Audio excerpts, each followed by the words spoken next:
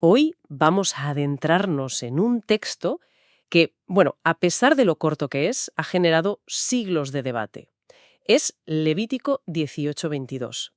La versión que muchos conocen, la Reina Valera 1960, es súper directa. No te echarás con varón como con mujer. Es abominación. La frase, como se ve, le habla a los hombres. Y esto, claro, abre nuestra gran pregunta de hoy.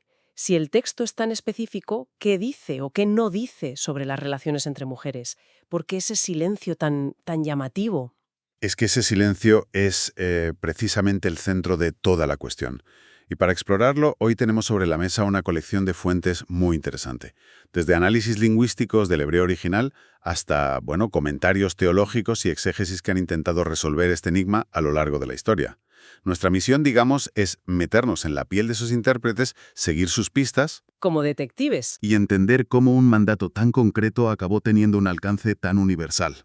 Me gusta esa idea, la de seguir las pistas. Pues vamos a ello. Empecemos por la escena del crimen, por así decirlo. El texto en sí. Si lo leemos de forma literal, el mandato es para los hombres y prohíbe las relaciones sexuales entre ellos. A primera vista, no parece haber mucho más. Literalmente, no lo hay. En el hebreo original la formulación es precisa y se enmarca en lo que se conoce como el Código de Santidad de Levítico. Pero dentro de esa frase tan corta hay una palabra que es una bomba de relojería conceptual. Abominación. En hebreo, tueba. Y aquí es donde empieza el primer error de interpretación moderno. A ver, explícame eso. Porque abominación suena a algo horrible, detestable. Claro, en nuestro lenguaje cotidiano significa eso, algo que nos da asco. Pero en el lenguaje técnico-legal del Pentateuco, toeba no es una expresión de repulsión personal. Es un término legal y ritual. Se refiere a algo que rompe el orden establecido, que es ritualmente impuro y que contamina el espacio sagrado.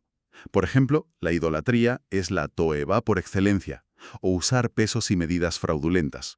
O sea, que no es un juicio sobre el valor de la persona, sino una descripción de un acto que, según su sistema de creencias, desordena el cosmos. Es una categoría casi arquitectónica, como poner una viga donde no toca y comprometer la estructura del edificio. Esa es una analogía perfecta. Es algo que viola el plano de la creación, según la cosmovisión del texto. Por eso, entender Toeva es crucial. No se está hablando de sentimientos, sino de una transgresión a un orden sagrado. Y esto nos lleva de vuelta al silencio sobre las mujeres. Exacto. Si el texto es tan preciso y tan técnico, el silencio es todavía más extraño. ¿Cómo se llena ese vacío? ¿De dónde sale la conexión con el lesbianismo? Si la ley no lo menciona.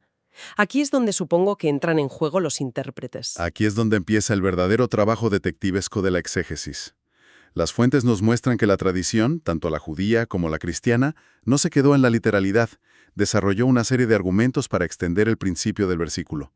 Podemos identificar, bueno, como 3 líneas de investigación principales que siguieron para justificar esa extensión. Vale, pues vamos con la primera pista. ¿Cuál es el primer gran argumento? El primero es el que podríamos llamar el principio de analogía. Es, con diferencia, el salto interpretativo más grande y más influyente. La idea es que este versículo no debe leerse como una regla aislada y específica para hombres. En cambio, argumentan que es un caso de estudio, un ejemplo que revela un principio universal. Un momento. Déjame entender esto bien. Me estás diciendo que se toma una ley muy específica, dirigida a un solo género, y se usa como el pilar para construir toda una teología sexual que se aplica a todo el mundo. Eso, desde fuera, parece un salto lógico gigantesco. ¿Cómo lo justifican? Lo justifican argumentando que el problema que señala el texto no es el género de las personas implicadas, sino la naturaleza del acto. Una unión entre iguales que, desde su perspectiva, ignora la complementariedad hombre-mujer que ellos consideran fundamental en el orden de la creación. Piensan que la prohibición específica a los hombres es el ejemplo más claro, o quizás el más relevante socialmente en esa época, Claro. pero que el principio que subyace es universal. Entiendo. Es como si una ley de tráfico prohibiera explícitamente que los camiones rojos de más de 10 toneladas pasan por un puente. Exacto, Y alguien argumentara que el principio real no es el color del camión, sino el peso. sino el peso que pone en peligro la estructura. Y por lo tanto, por analogía, los camiones azules de 10 toneladas tampoco deberían pasar, aunque la ley no los mencione. Esa es la lógica que aplican. Se extrae un principio general. La sexualidad debe reflejar la dualidad hombre-mujer, de un caso particular, y esto lo vemos desarrollarse en textos posteriores, como en el Talmud, donde los sabios debaten extensamente sobre qué constituye una desviación del orden natural. Vale, primer argumento, la analogía. Se extrapola un principio. Pero un versículo nunca está solo, siempre hay un contexto.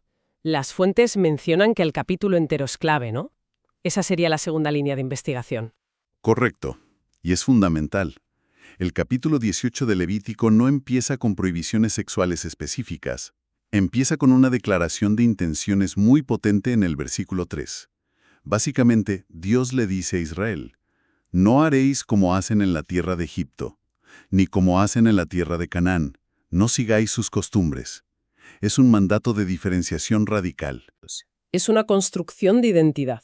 Precisamente. Y la interpretación tradicional conecta esto directamente con nuestro silencio. El argumento es que esa advertencia general contra las prácticas de Canaán era un paraguas que cubría implícitamente todo tipo de conductas que se consideraban paganas. Incluidas las relaciones entre mujeres, según ellos. Eso es.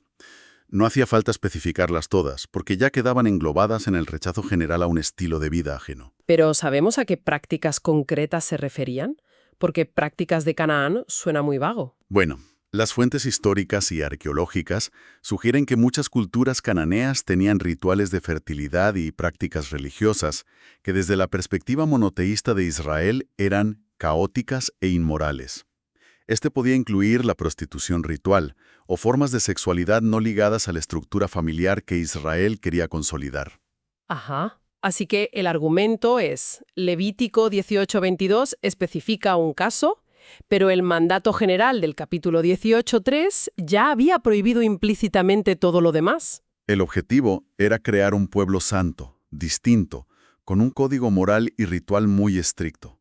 Esto me parece fascinante, porque nos lleva a la tercera pista, que creo que es la que lo une todo, el contexto cultural de la época. ¿Por qué centrarse solo en los hombres, incluso como ejemplo? ¿Nos dice algo sobre cómo estaba organizada esa sociedad? Nos lo dice todo. Y este es quizás el punto que más nos cuesta entender desde nuestra mentalidad moderna. Estamos en una sociedad del antiguo cercano oriente que es profundamente patriarcal. La ley está escrita por hombres, para hombres y desde la perspectiva de los hombres como cabeza de familia. El hombre era el actor legal, el portador del linaje, de la simiente. Ah, claro. O sea que el foco legal está en sus actos porque él es la unidad de medida social y legal. El silencio sobre las mujeres no significaría necesariamente aprobación, sino que, legalmente, sus actos se consideraban de otra categoría, o simplemente no eran el foco de la legislación principal. Exactamente. Es lo que podríamos llamar un silencio funcional. La ley se preocupa por lo que hacen los hombres, porque sus acciones tienen implicaciones directas en la herencia, la propiedad y la línea familiar. Fíjate que esto ocurre en otras leyes, como las del adulterio o el incesto. A menudo, la redacción se dirige al hombre. No tomarás a la mujer de tu prójimo, pero la prohibición y la culpa moral se aplican a ambos. Se asume que la norma es mutua. Entonces, desde esta perspectiva, la omisión no es un permiso, es un reflejo de una estructura social donde el hombre es el protagonista legal. No se les pasó por alto, simplemente no era el centro de la preocupación legislativa en ese momento. Esa es la argumentación. Que la prohibición específica contra los hombres era la más urgente o relevante para preservar el modelo de familia patriarcal y procreador que la ley quería imponer. Y se daba por sentado que el principio moral se extendía a todos. Vale, vamos a recapitular las pistas. Tenemos la analogía, que extrae un principio universal de un caso específico. Tenemos el contexto del capítulo, que prohíbe en general las prácticas paganas. Y tenemos la estructura patriarcal, que explica por qué el foco está en el hombre. Hasta aquí, todo se basa en interpretar y expandir un texto del Antiguo Testamento. Pero para los millones de cristianos, la historia no acaba ahí, ¿verdad? Aquí es donde entra el Nuevo Testamento, que para ellos es como la pieza que cierra el caso. Así es. Para la tradición cristiana, este es el momento en que todas las inferencias y los principios implícitos se ponen negro sobre blanco. La referencia clave que citan todas nuestras fuentes es del apóstol Pablo en su carta a los Romanos, capítulo 1, versículos 26 y 27. Este pasaje es visto como la confirmación definitiva que resuelve cualquier posible ambigüedad de Levítico. ¿Y qué es lo que dice Pablo que es tan concluyente para esta interpretación? Pues por primera vez se menciona explícitamente a las mujeres. En el versículo 26, Pablo habla de una humanidad que se ha alejado de Dios y dice: por esto Dios los entregó a pasiones vergonzosas, pues aún sus mujeres cambiaron el uso natural por el que es contra naturaleza. Y justo después, en el 27, habla de los hombres de una forma muy similar. Ahí está. Menciona a las mujeres primero y de forma explícita. Desde la perspectiva cristiana, esto no es Pablo inventando una nueva norma, sino clarificando y reafirmando lo que ellos entienden que siempre fue el principio moral de Levítico. Se interpreta como Pablo diciendo: ¿recordáis esa ley que se centraba en los hombres? Pues que sepáis que el principio de ir contra el uso natural se aplica a todos, tanto a mujeres como a hombres. Al hacer esto, solidifica la idea de que la prohibición de Levítico en su espíritu era universal y abarcaba toda relación homosexual. ya. Para la teología cristiana, Romanos 1 es la clave que permite leer Levítico 18:22 de una forma expansiva. Entendido. Entonces, si juntamos todas las piezas de este puzzle interpretativo, ¿qué tenemos al final?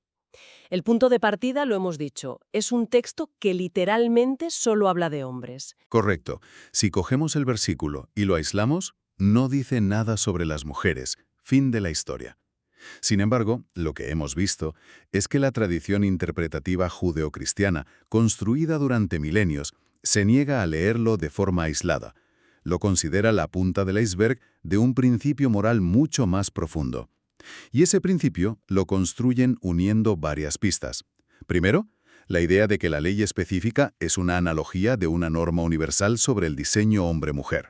Segundo, que se enmarca en un rechazo general a las costumbres de los pueblos vecinos. Y tercero, para el cristianismo, todo esto queda sellado y confirmado por el Nuevo Testamento, que lo hace explícito. Has resumido perfectamente el andamiaje. Es un edificio conceptual que se ha ido construyendo a lo largo de los siglos, donde cada pieza sostiene a la otra. Y es importante volver a lo que dijimos al principio sobre la palabra toeva, abominación. Dentro de esta cosmovisión, calificar un acto así no es un ataque al valor de la persona. Las fuentes bíblicas son claras al distinguir la dignidad humana, creada a imagen de Dios, de la evaluación moral de una conducta. Entiendo. Es una declaración sobre el lugar de un acto dentro de su sistema, no una anulación del valor del individuo. Queda clarísimo. La respuesta a la pregunta del silencio no está en la línea de texto en sí, sino en los 2000 años de interpretación que se han edificado sobre ella. No es un ladrillo suelto, es parte de una catedral de significado que se ha ido construyendo. Exacto. Y precisamente por eso, todo este análisis nos deja con una pregunta final, que va mucho más allá de este versículo y que creo que es muy relevante para cualquiera que se acerque a textos antiguos con preguntas modernas. Adelante. Hemos visto cómo un mismo texto puede leerse de formas muy distintas, de manera literal y acotada, como un principio moral que se puede extender, o en conexión inseparable con otros textos posteriores que lo reinterpretan y lo amplían. Esto nos obliga a preguntarnos, cuando nos enfrentamos a un texto antiguo, ¿dónde reside realmente su autoridad? ¿En la intención original de sus autores? ¿En su letra estricta? ¿O en los principios y significados que las tradiciones vivas han construido sobre él a lo largo de la historia? Esa es la gran pregunta que queda en el aire.